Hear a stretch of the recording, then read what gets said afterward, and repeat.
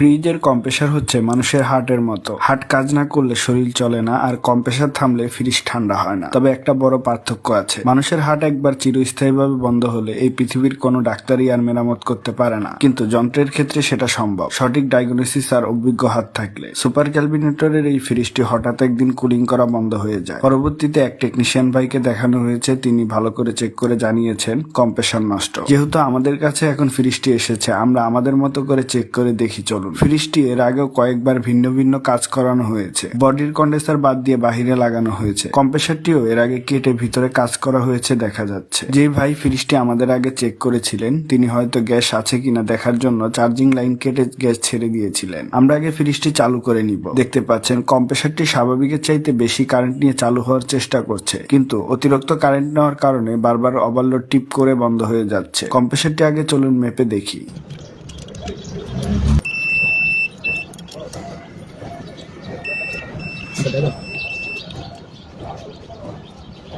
মাপে তো ঠিকই দেখাচ্ছে। নতুন রিলে লাগিয়ে চলুন দেখি।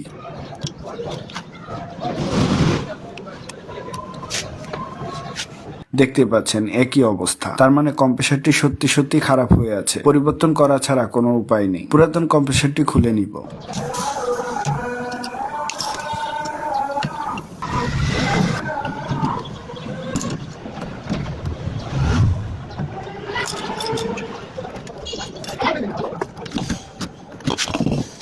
ফ্রিজ বা এসির কম্প্রেসার পরিবর্তন করার আগে চেম্বার এবং কন্ডেন্সার ভালো করে ওয়াশ করে নেওয়া কিন্তু বাধ্যতামূলক। না হলে নতুন কম্প্রেসার লাগালে খুব তাড়াতাড়ি খারাপ হওয়ার সম্ভাবনা থাকে। ওয়াশ করার জন্য নন ইন্টার লাগাবো না, সরাসরি পাইপে ফ্লাইং করে মিটার লাগিয়ে নিব। এভাবে লাগালে ঝালাইয়ের ঝামেলা করতে হবে না। চেম্বার দুই ভাবে ওয়াশ করা যায়। এক হচ্ছে সেকশন দিয়ে গ্যাস দিয়ে ক্যাপিলারি দিয়ে বের করে, দ্বিতীয় হচ্ছে ক্যাপিলারি দিয়ে গ্যাস দিয়ে সেকশন দিয়ে বের করে। আমরা এখন সেকশন দিয়ে গ্যাস দিয়ে ক্যাপিলারি দিয়ে বের করব। আমরা চেম্বার দিয়ে ওয়াশ করতে আর 600 গ্যাস ব্যবহার করছি।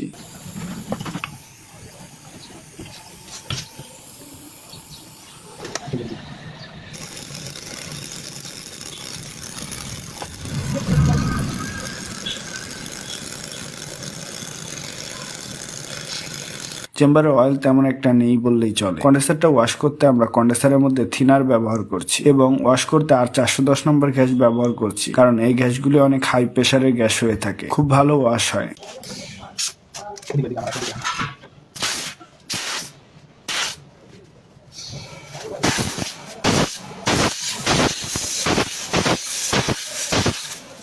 কম্প্রেসারের বেসটাও ঝং ধরে আছে। নতুন কম্প্রেসার বসানোর আগে বেসটা একটু সিরিজ পেপার দিয়ে ঘষে রং করে নিব।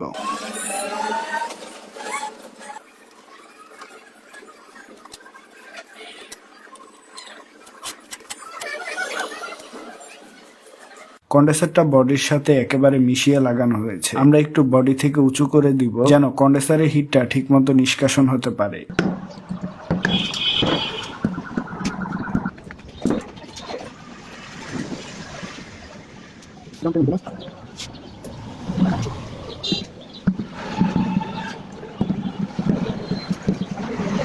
এখানে আগে আর 600 গ্যাসের কম্প্রেসার লাগানো ছিল, কিন্তু এখন আমরা আর 34 গ্যাসের এলজি কোম্পানির 57 মডেলের একটি কম্প্রেসার লাগাচ্ছি। 134 গ্যাসের কম্প্রেসার হলেও আমরা এই ফ্রিজটিতে 600 নম্বর গ্যাসই চার্জ করব। এখন অনেকের মনেই প্রশ্ন আসতে পারে, আর 34 গ্যাসের কম্প্রেসারে 600 গ্যাস চার্জ করলে কম্প্রেসার নষ্ট হবে না? আর 34 গ্যাসের কম্প্রেসারে 600 গ্যাস চার্জ করলে এতে কোনো সমস্যা হয় না। তবে 600 গ্যাসের কম্প্রেসারে ভুলেও কখনো 134 নম্বর গ্যাস চার্জ করা যাবে না, সাথে সাথেই কম্প্রেসার খারাপ হয়ে যাবে। নতুন ফিল্টার লাগিয়ে সবগুলো ঝালাই আগে করে নিব।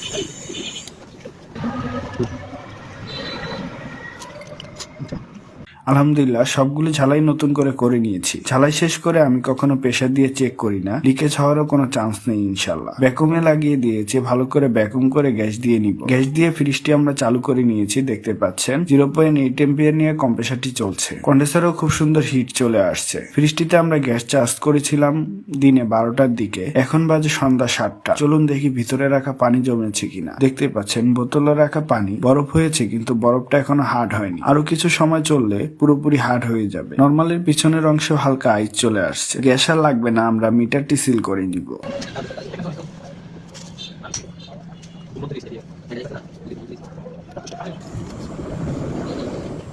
আলহামদুলিল্লাহ আজকের কাজটি আমাদের এখানেই শেষ। ইনশাল্লাহ আবারও দেখা হবে নতুন কোনো ভিডিও নিয়ে। সকলেই ভালো থাকবেন, সুস্থ থাকবেন।